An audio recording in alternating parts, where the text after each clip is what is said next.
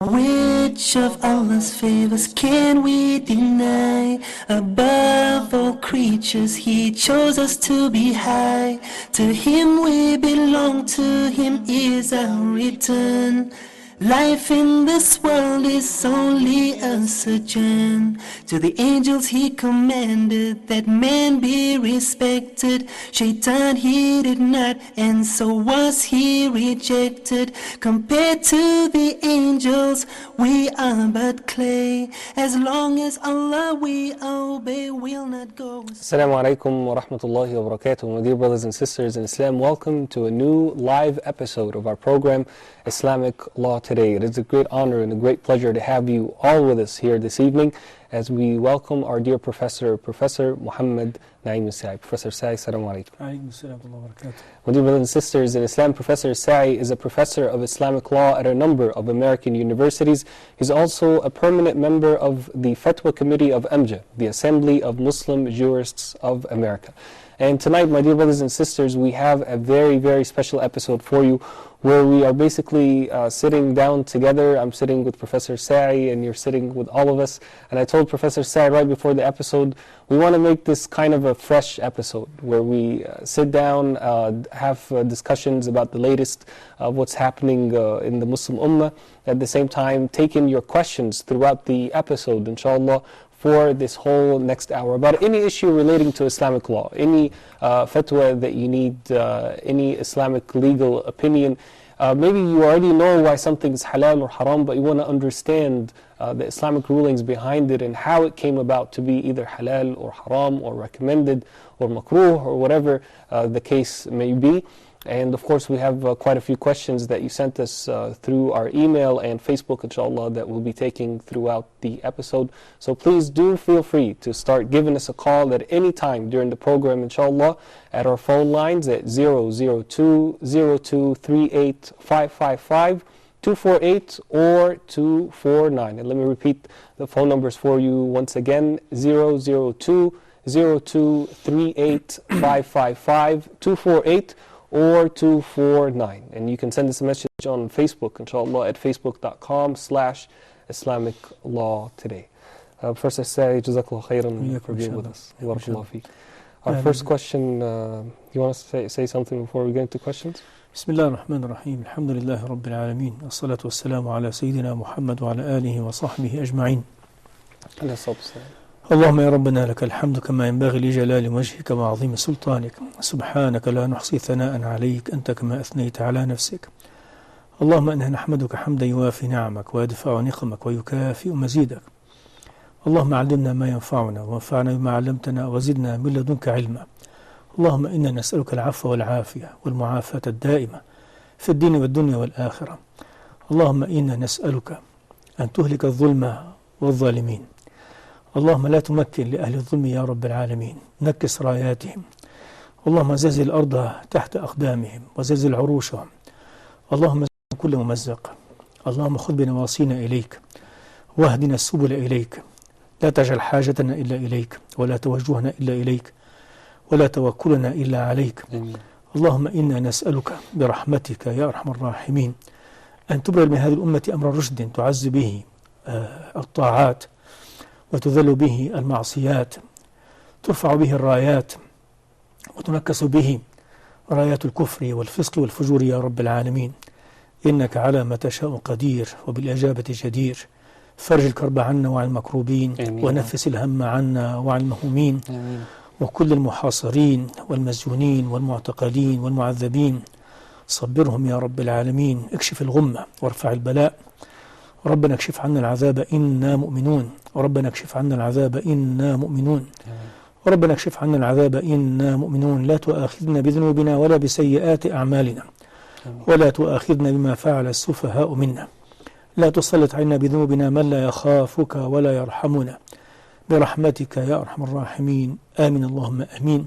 وصلى الله على سيدنا محمد وعلى آله وصحبه وسلم والحمد لله رب العالمين. أما بعد, I would like just to start this episode by directing my speech to all Muslims in this world.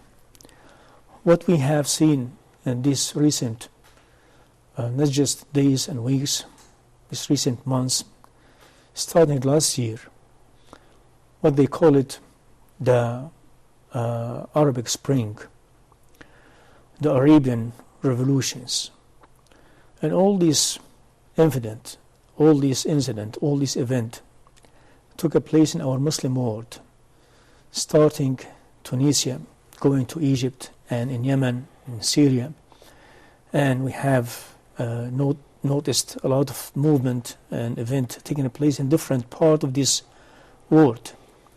Muslims all the time should not be a reaction, should be originally and generally speaking an action.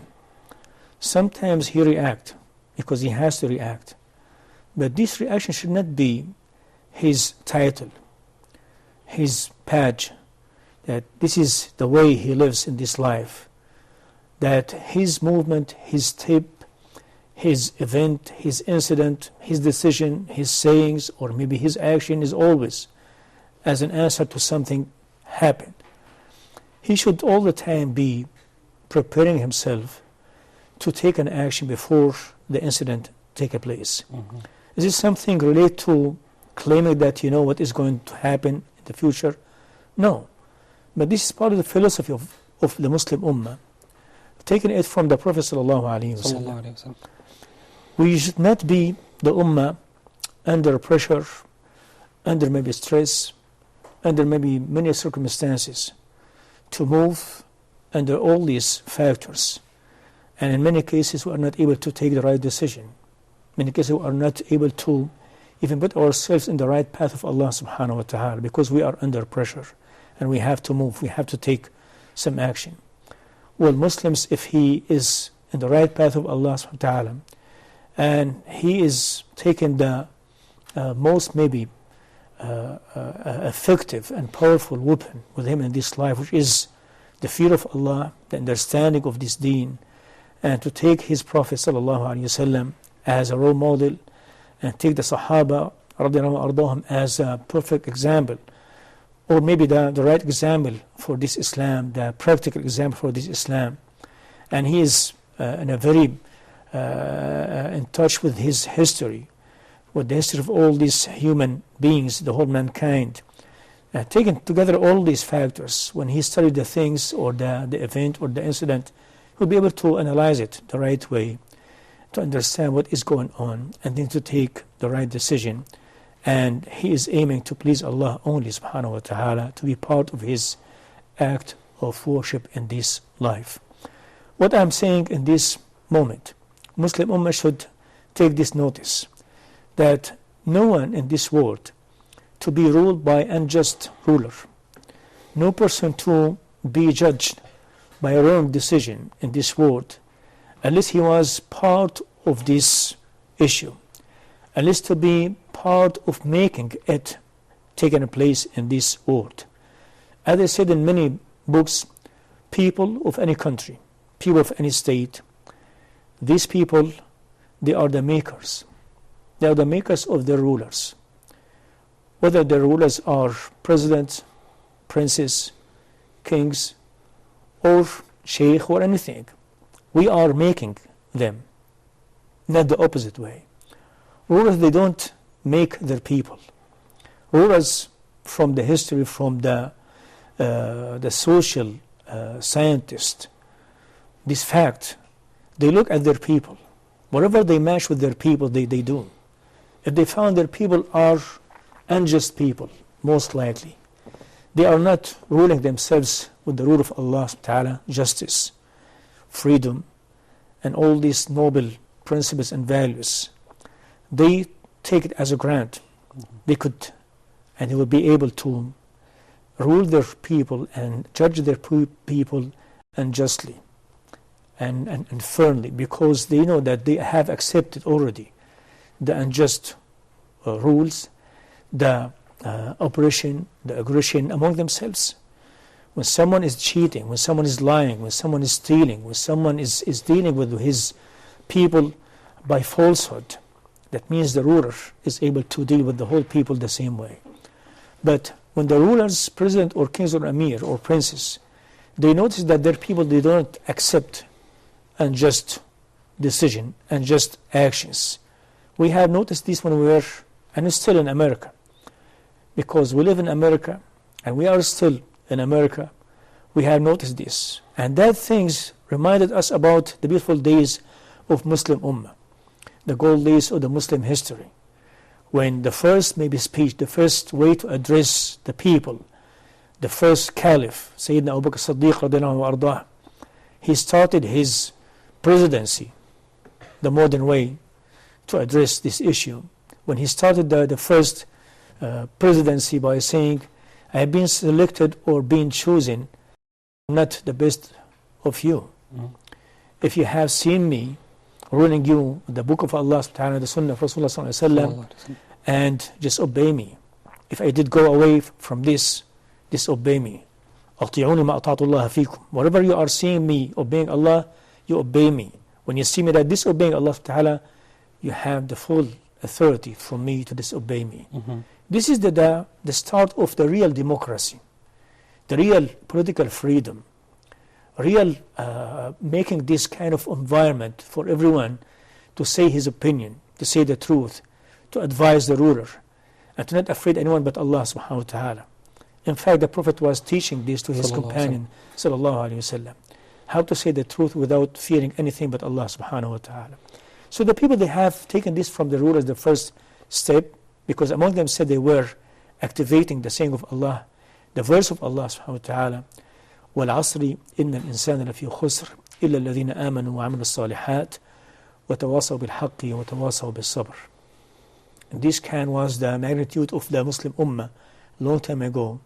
This is the principles, this is the values, when they were taking it as a part of their maybe genes, part of their body, part of their life, that they cannot live with the falsehood. They have all the time say the truth. They are spreading this among themselves, first of all, within their families, in their street, in their mosques, in their market, till become like the environment, the fresh air they could maybe take breath every day, every moment in their life. And the rulers that died, and the caliphs, they have noticed that they cannot judge their people, but with justice, with the same kind of the Prophet ﷺ policy and system of life, because everyone is fearing Allah subhanahu wa ta'ala and consider that one day he is going to stand before Allah Azza wa Jal. He will be asked about these responsibilities. كلكم راع وكلكم مسؤول عن رعيته is a trust. And as a Prophet mentioned this a long time ago, that was like he's addressing the rulers, kings, princes, and sheikhs, and president, but he was addressing at the same time the Ummah sallallahu alayhi wasallam. When he said among the 7 people would be shaded by the shadow of the throne of Allah subhanahu wa ta'ala, سبعة يظلهم الله تحت ظل عرشه يوم القيامة ولا ظل إلا ظله. One of them, وإمام عادل, a just ruler. And as we said just before, just ruler cannot be found unless you have a just people. So just ruler does match just people, unjust ruler does match unjust people. This is just to tell our Muslim Ummah today, inshallah ta'ala, before we talk about Arab revolutions or Muslim revolutions or the unjust ruler, let us talk about ourselves. Let us start this as a fresh people to regain our real attitude, regain our maybe original behavior and manners, and believe in Allah subhanahu wa ta'ala and Rasulullah sallallahu alayhi wa sallam. Let us fix our problems by saying, first of all, O Allah, O our Lord, we are seeking your repentance because we are repenting to you. O Allah, accept our repentance, forgive our sin. Let us go back to Allah subhanahu wa ta'ala and say, if any unjust action happened to us as a Muslim Ummah, that because of us, because we have started this from the very early beginning. Rulers, unjust rulers, just a reflection of our unjust actions, treatment to ourselves, our parents, our relatives, our neighbors, our partners, or maybe students. And if we are saying this, if we are believing in this, that means we are just putting our foot in the right path of Allah subhanahu wa ta'ala. We are bringing ourselves back to the right track of this beautiful ummah, inshallah azza wa jal. And then we have realized this. After we have realized this, we are be able to continue our road to fix all these maybe problems, difficulties and hardship we have gone through all our life, and to start to be a fresh ummah inshallah azza wa jal, and to raise the flag of freedom, the flag of dignity, and the real Islam inshallah azza wa jal. And no one, regardless of his name, his title, will be able to just or to rule over us unjustly from now on inshallah ta'ala. Jazakallah khairan. We have Brother Ala with us from Egypt. Brother Ala, assalamu alaikum. Alaikum assalam wa rahmatullah. How are you doing, Dr. Muhammad? Ahla wa sallam marhaban. I just have a thought which I would like to share with you brothers, that we made the big change actually, which is the removing of the unjust ruler here in Egypt or maybe in Tunisia and hopefully inshallah in the other Islamic countries.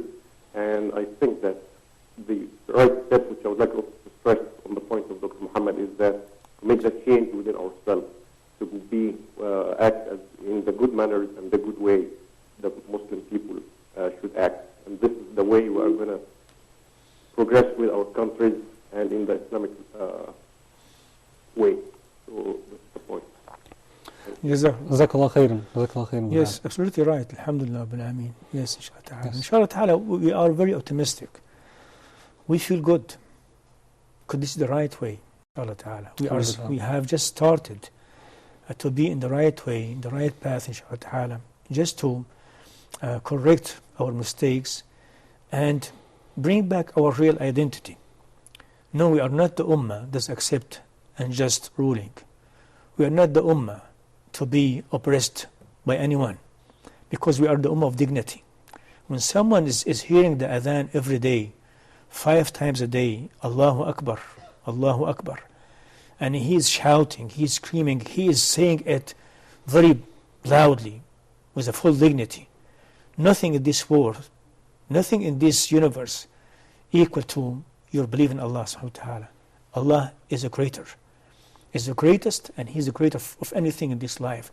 How someone is able to humiliate you or put you down? No, we don't accept this. And this like attitude has started from inside your heart when you believe in Allah subhanahu wa ta'ala. And try it with yourself. Try to accept advice from your little kid, from maybe your little daughter. Try to accept correction from anyone in this world. Be ready all the time to say, I'm a human being. I make mistakes. I forgot. I did not maybe remember. Maybe mistakenly, wrongly, unintentionally. This is the way of the Prophet sallallahu alaihi wasallam. Subhanahu wa ta'ala, the other day was looking at the Prophet alayhi salam life. And this is related to the Islamic character, and how Islamic character is going to be a big and important factor of fixing the whole ummah problems and difficulties and maybe mistakes. And we talked about that quite extensively when we talked about the Islamic versus the religious character. Exactly. Yes. I just was going in my mind to the Prophet ﷺ life, and how much he was so deep sallallahu alayhi wasallam in teaching, educating his people and his companions radiyallahu anhu ardahum. And sometimes you take the story or the incident from the seerah, the biography of the Rasulullah sallallahu alayhi wasallam, and you pass by this maybe incident, this story very quickly. You take some benefit because it's always full of benefit, beautiful lessons. But sometimes when you go deeper and deeper, you've discovered something. It is really amazing. Imagine when the Prophet ﷺ, because all of us, we know this, his attitude and his manners, his behavior, if he comes to any gathering, to not go to a special place to sit, sallallahu alayhi wa sallam, to take a place, yes, was not like a special chair for him, or special maybe setting for him, sallallahu alayhi wa sallam. Wherever he found a room to sit, he used to sit, alayhi sallam. كان يجلس حيث انتهى به المجلس صلى الله عليه وسلم. Wherever the gathering is be ending to some room for him, he sit there. Wherever he sit, alayhi salam, he's a Prophet صلى الله عليه وسلم. As if that when you have like beautiful maybe piece of gold, this beautiful piece of gold does not have to be in a certain place. Wherever you put it, it's going to be piece of gold. This is the Prophet ﷺ, as if that he is referring to this piece of gold being a Muslim character, inshallah. Wherever you go, you don't have to be a special person to be sitting in a special place, as if that it is enough for you to be a Muslim, real Muslim, a true Muslim, honest Muslim, to be a piece of gold. Wherever you sit, wherever you are going to be shining, inshallah ta'ala, and reflect this light to everyone, inshallah azza wa jal. This is like the beginning of it. Now, if you go deeper and deeper, why the Prophet ﷺ did not make as part of his attitude in his life to sit in a special place? Because we have learned from the history. Everyone who used to sit in a certain place, even the sunnah to not naha an tustawtana al-masajid, like you take a special place in that mosque, you said that nobody should stay in that place in the mosque. This is mine. No. It's not yours. It's like public service, public benefit, public place. Wherever you find a room, go. But if you sit in that place, and you need to go to some need for you, for a quick need, this is yours, right? Yes. Like, because this is like for a short time. But not as a permanent place. Yes, but you cannot say that every time you go to the masjid, don't sit in my place, this is my place, this is not your place, this is a public place. As if that even if someone is a ruler, he's a king, president, when he is sitting in that place, in that position, in that status, being king or president or caliph, this is not his place. This is like a public service. This is public benefit. Yes. He's sitting there for benefiting everyone around him. So he's taking that place temporarily. Allow me to take Brother Uthman from Nigeria. Brother Uthman, assalamu alaikum. Wa alaikum assalam wa rahmatullah. How are you, Sheikh? Alhamdulillah, alhamdulillah. Please, Sheikh, I have a big problem. I want to ask that question. So go ahead, brother. My question is, some Muslims refuse to attend Friday prayers in certain mosques because they are claiming the translation of khutbah, that is the sermon, to the benefit of the listeners is wrong, and so they decided not to be attending Friday prayers, rather they choose to be praying Zuhur. What is Islamic ruling on that, sir? Assalamu alaikum. Alaikum salam. Brother Uthman, you stay with us? Okay, it looks like he hung up. Well, I'm not sure if you understand the question quite well. I kind of got part of it. I understand that he's not able to attend Friday prayer for a certain reason. Rather, he's praying Salat al-Dhuhr. Were you able to get why? If I got the question right, he is not attending the Friday khutbah in that masjid or that mosque for a reason, I think, related to the maybe the khatib or the jama'ah itself.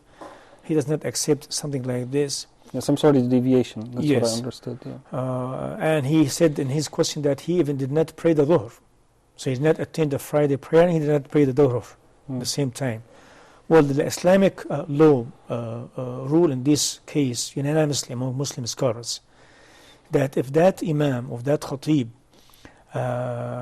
is like not representing the true maybe Muslim, maybe he known by some unjust maybe actions, maybe the khatib is the ruler himself, maybe the president himself, maybe he presents some kind of wrongdoing or wrong maybe actions regarding Islamic rules, that does not make it as excuse for anyone to not attend the Jum'ah prayer. And the Muslim scholars from all the school of thought, they say that you should go and attend the khutbah. If he is talking about something un-Islamically, you don't have to listen to him. Keep yourself busy with some dhikrullah subhanahu wa ta'ala without making noise or disturbing the other audience or the attendant at that time. But if he is not doing that, but because you don't like him, you don't agree with his opinion in some maybe Islamic issues, this is not an excuse to not attend the Friday Jum'ah. We have learned this from practical way from the Sahaba, radiallahu anhu ardahum. Sayyidina Abdullah Umar, he used to attend the Jum'ah prayer behind Al-Hajjaj, Ibn Yusuf Thaqafi. And Al-Hajjaj, as everyone knows, that he was very unjust ruler. He killed a lot of Muslims unjustly, just because he think that they are making some kind of maybe disturbance to the whole maybe stability of the rule of Bani Umayyah at that time. But even though they, Abdullah Umar and all the other Sahaba used to attend his Friday khutbah and used to pray behind him. So the Islamic law rule at that time unanimously that you should attend inshallah ta'ala. And what if he prays Dhuhr instead? Even if he did pray the Dhuhr, it is not going to be like a compensation or be a replacement for the wrongdoing he did at that occasion. We have a question from Brother Muhammad. He says, is it allowed for us as Muslims in English to say the word Holy Quran? Holy Quran? Yes. Well, if this is like translation of the meaning, holy mean muqaddas, something so great. We used to say the Holy Book of Allah subhanahu wa ta'ala. Holy Book of Allah. We used to say it. It is okay inshallah ta'ala. If this is like very known meaning in English language, holy means something very blessed, very sacred. It's okay inshallah ta'ala. Okay. Yeah. Jazakallah khairan. Muhammad sent us an email and she's saying, should we boycott Chinese products in light of what's happening in Syria right now? What if you would like to check on those countries are causing problem for Muslims or doing very harmful doing for Muslims, not just in our recent event. If I can interrupt you just a second, we have a call from Australia, Brother Tariq. Brother Tariq, assalamu alaikum. Then we'll come back, inshallah. Brother Tariq, assalamu alaikum.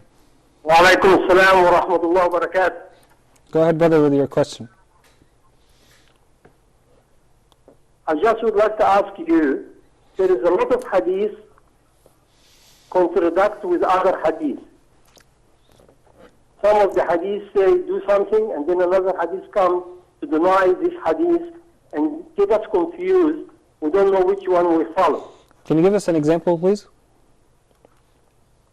I cannot really, I don't have any hadith in front of me, but a lot of hadith is... In general, can you give us, if not the specific hadith, can you maybe give us an issue where you saw a contradiction in your opinion?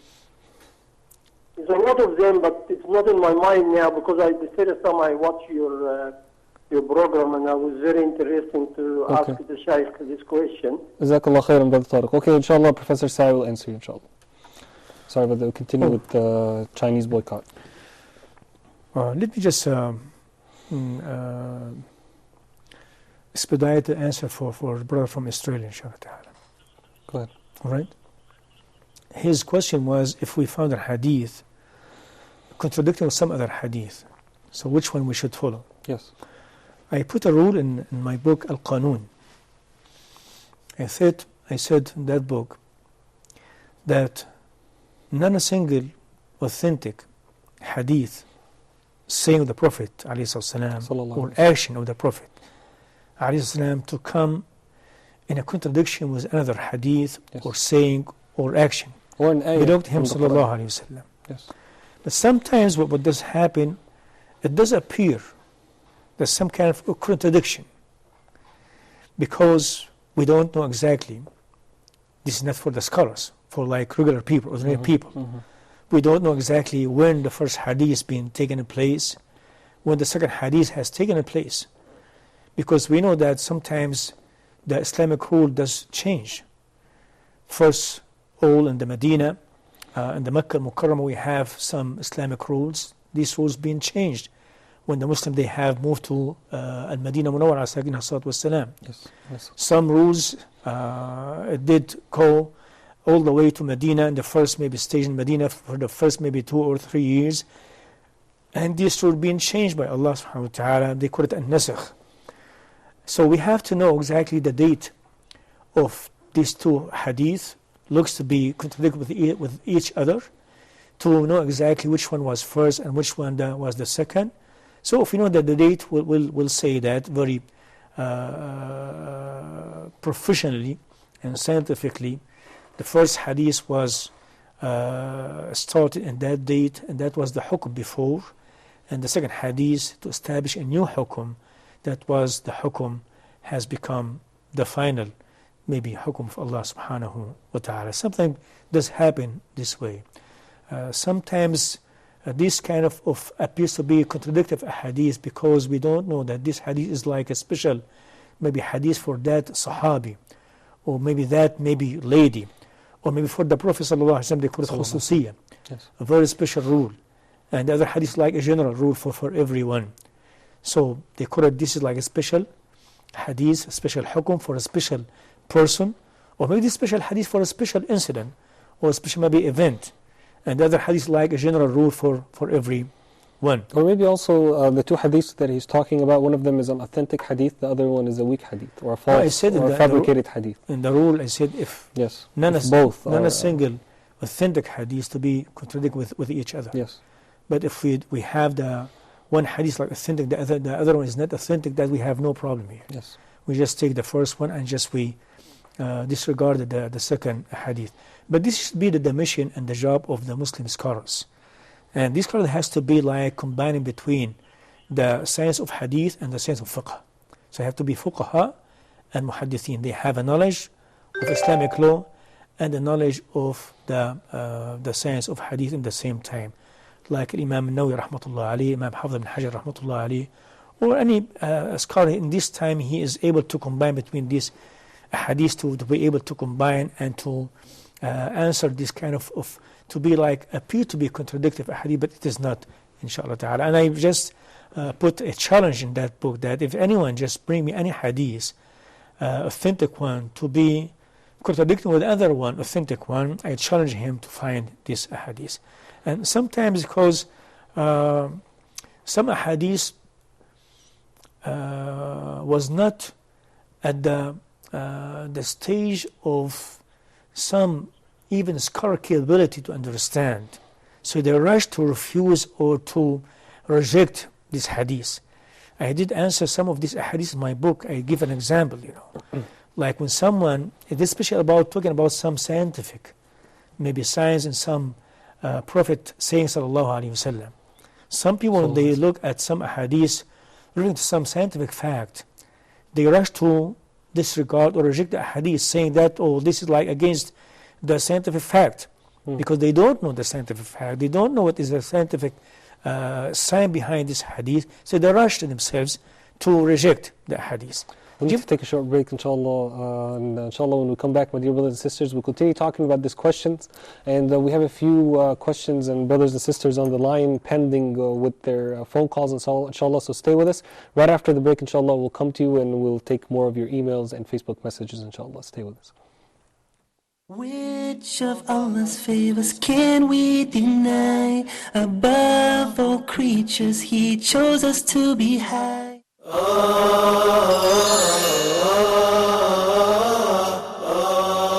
The main concepts of Islamic economics, how is it different from the Western theories? And the beauty about Islam is not that it just came as a religion to perfect the relationship of the servant of Allah with Allah, but also it came to perfect the relationship of the servant of Allah with others. The beauty about Islam comes and brings the interest of the public and the interest of the individual together. How is Islamic banking different from the traditional banking system? The concept of riba is that I lend you money, I give you a loan, in return that you give me back that loan with an extra at the top. The idea of the stock market itself is halal or haram. So these are the main conditions that the scholars put with regards of the share market.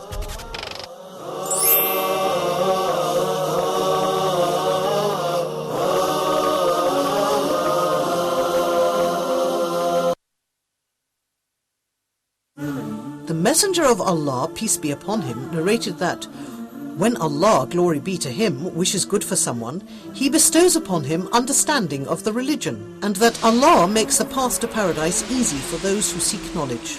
Preoccupied by work or family in the modern world, a Muslim may struggle to find time for acquiring Islamic knowledge. To ease this struggle, we are launching Huda Academy to be your gateway to online Islamic e-learning. Enroll now and study from our renowned scholars. Learn Aqidah from Dr. Muhammad Salah. Learn Fiqh from Dr. Hatim Al-Hajj. Learn Hadith from Dr. Muhammad Saie. Learn tafsir from Sheikh Ibrahim Zidan. And learn Arabic from our professional instructors. Successful graduates of Huda Academy will go through a final test and eventually receive a certificate of completion. To enroll and learn more about Huda Academy, please visit us online at hudaonlineacademy.com.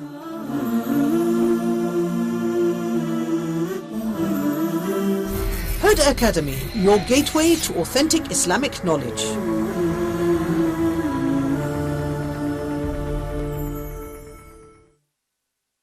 Which of Allah's favors can we deny? Above all creatures, He chose us to be high.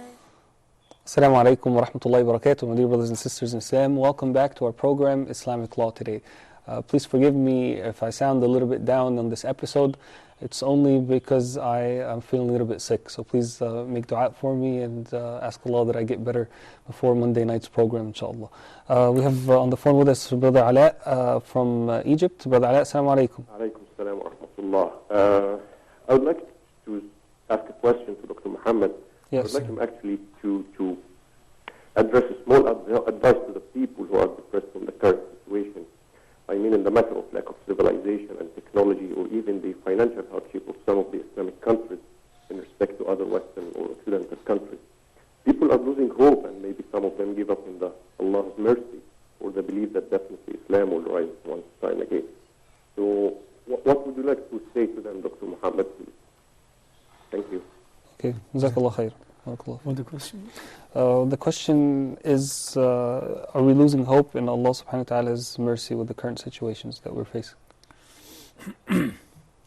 No, we are, alhamdulillah rabbil alameen, strengthening our iman. We are refueling our taqwa, inshaAllah azza wa jal. We are increasing our belief in Him subhanahu wa ta'ala, because what we are seeing, He's the just, He's the most merciful subhanahu wa ta'ala. And we know everything is taking place right now in Muslim countries, torturing, killing, and oppression and aggression. As I said in the beginning, it did not take a place unless there's some kind of deep meanings behind it. And we should not put our finger toward those that they are doing it. Allah subhanahu wa ta'ala will take these people. Allah subhanahu wa ta'ala will punish these people. Allah subhanahu wa ta'ala will make a reason to demolish these people, the aggressor and the oppressor, the unjust ruler. But we have to turn the whole thing to ourselves and ask ourselves, the reason behind this? Did we make any mistakes? Did we have any shortage of our Islamic behavior, Islamic action, Islamic practice in our maybe recent, the last maybe 10 or 20 or 30 years? Yes, we have allowed them to rule us. And we say it very frankly, we have allowed this unjust ruler to rule us. We have given them the permission. We have given them the titles. They cannot be a ruler, they cannot be unjust ruler unless we have given them the license to kill us. We are giving the license for these people to torture and to kill and to unjustly rule us and rule their people, because we have accepted humiliation, accepted this kind of some kind of desperate condition in our life. We have sometimes lost our belief in Him, that Allah will support us subhanahu wa ta'ala. So we start to accept anything coming from rather than Him azza wa jal. Allah subhanahu wa ta'ala, as the Prophet mentioned in his hadith sallallahu alayhi wa sallam, that you will be at that time so many.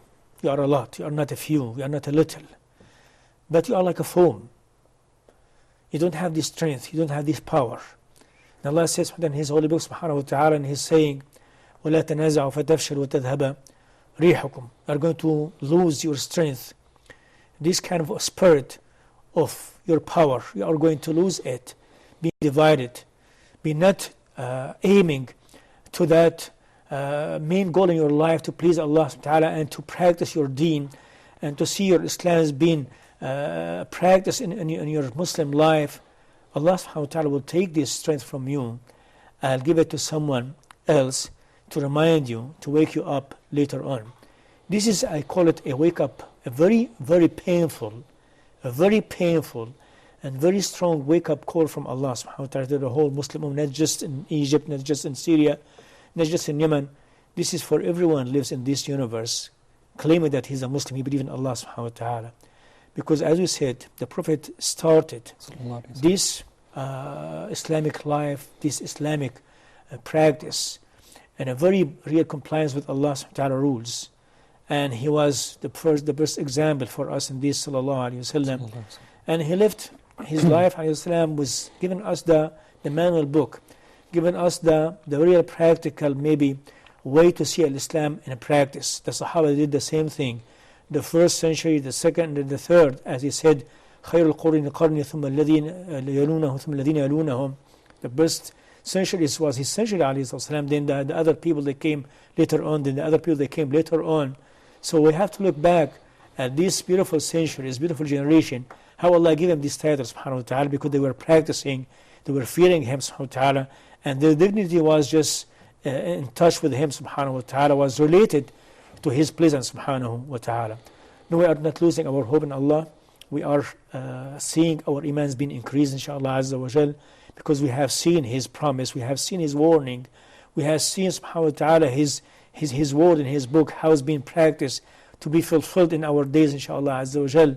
But we are very optimistic because one day this Muslim ummah will wake up, inshallah ta'ala, as we have seen it in some countries, inshallah, azza wa jal, and no place in this universe, in these Muslim countries, for anyone to come and humiliate the Muslim ummah, or to oppress this Muslim ummah, or to rule it by unjust ruling, unjust maybe judgment, because the whole ummah will be coming back to its real identity, real dignity, inshallah, azza wa jal, taking it from Allah subhanahu wa ta'ala. Allah subhanahu wa ta'ala will make it happen, inshallah, azza wa jal. Barakallahu feekum. My dear brothers and sisters, we are waiting for your phone calls, inshallah, till the end of today's live episode. We have about 15 minutes to go, so please do give us a call at 002-0238-555-248 or 249 and ask Professor Muhammad Naeem Saie any questions you have regarding Islamic law or any fatwa related questions, anything that's on your mind in terms of current events or some personal situation that you are facing, inshallah. You can also send us a message on Facebook at facebook.com/Islamic Law Today. Can we go back to Sister Muhammad's question and answer it very quickly? Should we boycott Chinese products? Well, if there's no necessity for any product of this, we'll put it under that category. This product is not a necessity product. It's not an urgent need to take it. I say that don't buy it. Yeah. And not just Chinese. As I said in the beginning, answering these questions, we should not be naive to say just maybe China or some other, maybe 2 or 3 countries. We have a bunch of countries that are doing a very harmful things to Muslim ummah. We should not forget that. But this is the regular maybe Islamic rule and Islamic law rule. If this product is not under the category of necessities or urgent need, you don't buy it, disregard it, and you buy something else. Jazakallah khairan. We have a question of a brother from Canada, and he is asking if he's a practicing Muslim lawyer, and he's asking if it's okay for him to work in that field according to Islam. Yeah, working as a Muslim attorney in the West. Yes. We said in many Islamic law decisions and Islamic law conferences that it is okay for Muslim to be attorney, and his job is to defend what he believes that he is an innocent person. Because if someone is an innocent person and being accused in a false accusation, he cannot defend that person. He cannot put him in his right status unless he knows the system, unless he goes into some legal channels to defend him. And the legal channel is there to be attorney and to use every aspect of legal system to defend that person. Jazakallah khairan. We're going to take Brother Yusuf from Nigeria. Brother Yusuf, assalamu alaikum. It looks like we lost Brother Yusuf. Just maybe going back to the question, the contradicted maybe hadith, as I said in the last part of that answer, sometimes this kind of appear to be contradiction comes from a shortage of capability of understanding. Sometimes that shortage could be in some maybe scholar, a so-called scholar, or maybe so-called thinker or philosopher, but his understanding does not help him to understand the second hadith maybe, or that hadith, and to reject the whole hadith. Sometimes this contradiction comes in a way of one single hadith that's contradict appeared to be was a scientific fact to be appeared this way. It is not. So he has that Muslim scholar or thinker, philosopher, to be a very well equipped Muslim scholar or thinker to be able to understand the hadith of Rasulullah. That hadith was a authentic hadith, and as I said, this is a challenge, not a single hadith, if it is authentic, to be contradicting with another authentic hadith or contradicting with any scientific fact in this world, because a very simple reason: the one who revealed this hadith to the Prophet ﷺ is Allah subhanahu wa ta'ala, is the creator, and the one who make this science and universal laws is Allah, is the creator subhanahu wa ta'ala. Allah subhanahu wa ta'ala action does not contradict with other Allah action subhanahu wa ta'ala. Allah creation does not contradict with other Allah creation subhanahu wa ta'ala. Like if you say, well, Allah creates subhanahu wa ta'ala like snake. A snake does go contradict with the healthy life, because you are a human being, you are seeking your healthy life. So when Allah subhanahu wa ta'ala is creating a snake or maybe scorpion. We had Brother Yusuf is back with us from Nigeria. Let's take his question because we only have about 2.5 minutes to the end of the program, inshallah. Brother Yusuf, Assalamu alaikum. We lost Brother Yusuf for the second time. We have no luck with him today, alhamdulillah. Let me try to sneak in one last question right here from Brother Ishaq. But let me just continue this. Okay. As I said, there's no contradiction between creating you as a human being, seeking your healthy life, and creating the snake and scorpion being very harmful. This is like to learn how to cure yourself. This to encourage you how to learn about medicine, medications. It's about to learn how Allah has created this creature, this amazing creature, the snake or the scorpion, and maybe to take sometimes your medicine or your cure from the same creation, from scorpion or snake, that you think that is harmful. Yes. Because scientifically they take some of the snake poison maybe to make it as a cure for someone being bitten by the snake. Jazakallah khairan. We have 1 minute left, so let's take Brother Ishaq's question very quickly. Okay, so Brother Ishaq let someone borrow some money, okay? That person didn't give him back his money, and there's no hope of recovering that money. So now Brother Ishaq is saying that if he puts some money in the bank and takes interest from it, okay, with the intention that that interest money that he gets from the bank account, he would use it to pay himself back, to recover the original amount of money that was lost. He says, would that be allowed? No. That would be not allowed. I think that's... As we said in the interest money, if this is like regarding a big amount of money, you put your money in a saving account and you take the interest on this big amount of money. You take this interest and you use it for general benefit of Muslims. You don't leave it at the bank. Use it like for hospitals, shelters, schools, fixing road, or any general benefit, any public service, public benefit. But you don't take it for your personal benefit. If you cannot give it to the personal, make it like personal charity. Make it as a public service, public charity, public benefit, inshallah ta'ala. Jazakallah khair. My dear brothers and sisters in Islam, thank you so much for joining us this evening. At the end of today's episode, I'd like to thank Professor Muhammad Naim Saie for his insight and for sharing his knowledge with us, answering our questions. Barakallahu feek. Thank you so much, my dear brothers and sisters, for tuning in. I'll see you on Monday night, inshallah, on the straight path. Jazakumullahu khairan. Wassalamu alaikum wa rahmatullahi wa barakatuh.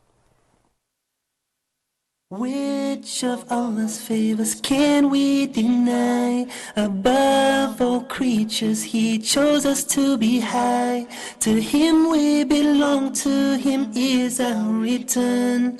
Life in this world is only a sojourn. To the angels He commanded that man be respected. Shaitan he did not, and so was he rejected. Compared to the angels, we are but clay. As long as Allah we obey, we'll not go astray.